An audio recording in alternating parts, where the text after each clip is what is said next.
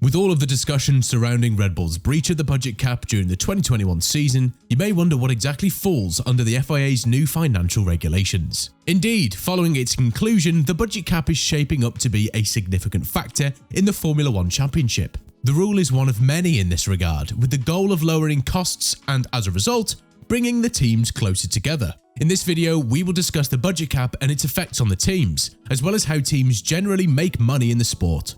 Under consideration, even before Liberty Media gained control of F1's rights in 2017, the budget cap was introduced for 2021 and thus directly affects the designs of the 2022 cars. The cap limits performance-critical spending in three areas to level the playing field: car design and development, component manufacturing, and testing and race operations. Spending in these areas was limited to $145 million, with the goal of reducing it by $5 million yearly. McLaren Racing CEO Zak Brown welcomed the cap outline in F1's financial regulations ahead of the 2022 season, stating, "With the spending limit reduced to $140 million this year and $135 million next, the new financial regulations present us and the sport as a whole with a fairer framework to compete by reducing the inevitable advantage of the biggest spending and best resourced teams. Power units, marketing, hospitality, team travel, car demonstrations, and heritage operations are currently exempt from the cap. Importantly, even though drivers are major performance differentiators, their stipends are also excluded from the cap, allowing better funded teams to gain significant advantages on this front. Similarly, the top 3 salaries paid to team members are also excluded, meaning that superstar designers or strategists can still make a significant difference. Still, the cap addresses most imbalances, though major teams' facilities and operational advantages, according to AlphaTauri team boss Franz Tost and Haas team principal Gunther Steiner, will carry them for years. Nevertheless, given the extent of the cuts, major teams found it difficult to comply as they were geared to race on budgets roughly half their previous levels. Prior to the season, Ferrari team's principal Mattia Binotto addressed this issue. "With the financial regulations, we cut some development and cut parts of our organisation. When you've got a cap, you need to limit yourself." Alfa Romeo team principal Fred Vasseur agreed, stating that the teams must now be more precise with their development path. Budget caps changed the mindset of F1, forcing the sport into efficiency mode. "We have a finite budget and have to make the best use of it. It's more the reality of business back to the reality of life. You have to anticipate much more than before. What will the impact of developments be in terms of lap time? What issues could arise?" While Tost was confident that his team would not be harmed, given the fact that they recently operated at levels comparable to the budget cap, an unknown factor is accident damage, which now has a chance to impact development.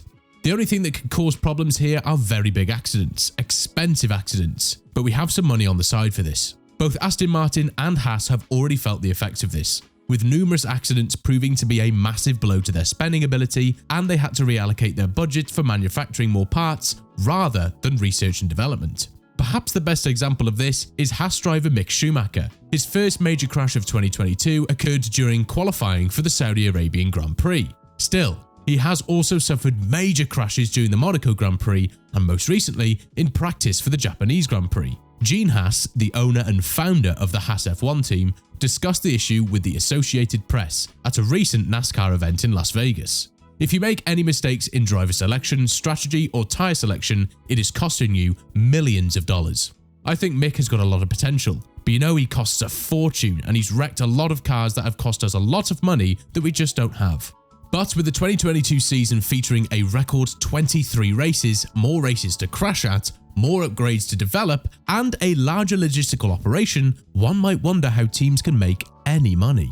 The budget cap does help, but it isn't the only thing. Teams have used various strategies and business models over the years to ensure their survival and thrive in the most technologically advanced sport. This may appear to be a relatively simple task for larger teams owned by large automotive manufacturers with plenty of funding. However, this is not the case for smaller, independent teams. As the sport became more complex over time, these companies used a variety of solutions. Let's look at what they are and how effective they've been thus far.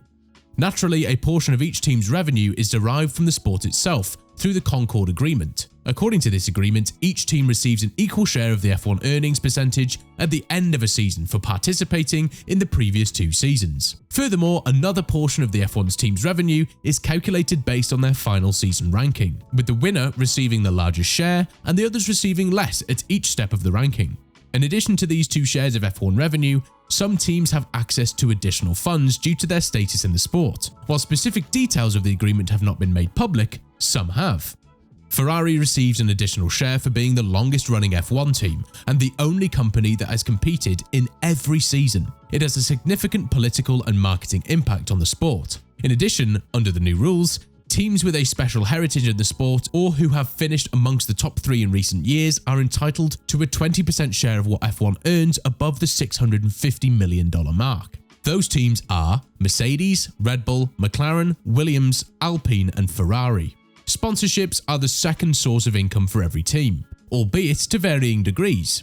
Every year, each team receives funds from 10 to 20 sponsors who pay to have their name displayed as a title partner or simply in various locations on the car. These contracts are negotiated individually with the teams based on the type of exposure a company is looking for and the amount of time that the car is shown on TV or social media, with contracts with higher ranking teams naturally being more lucrative.